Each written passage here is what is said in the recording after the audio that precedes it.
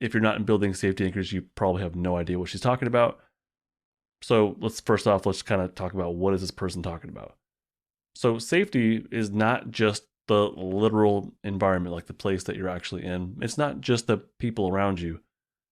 That is not what we mean when we say safety. I'm actually referring to biological pathways.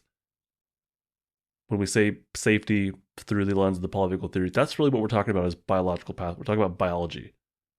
So building safety anchors has this list of words, of safety words that I put together that I want the participants to reference throughout the course, not just once, not just at the end, but throughout the course, we reference these words to check in about their experiences, to get some conscious awareness of anything new developing within them through the Building Safety Anchors course.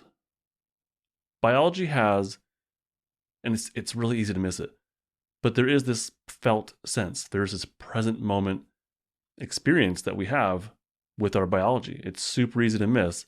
And until we actually slow down and notice these, we just might keep missing it.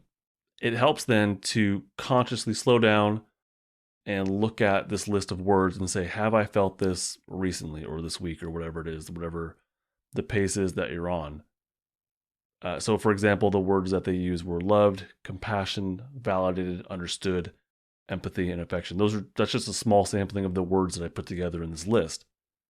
But you may never ask yourself, do I feel validated?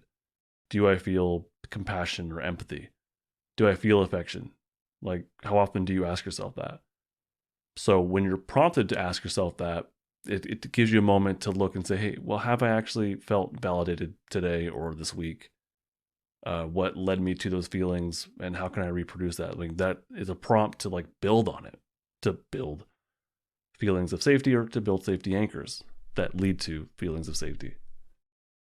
It's hard to just dive into something without really knowing, I don't want to say the end result, but without knowing at least checkpoints or milestones.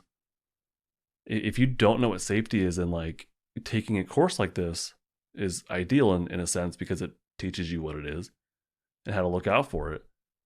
But you may miss it when it's there. So you kind of need something to prompt you to recognize safety when it's actually there. And this is something with therapists, hopefully, that we're doing with our clients in therapy is noticing over the past week or whatever length of time it is, noticing there were moments that we felt safe or we felt connected or things were different in some way.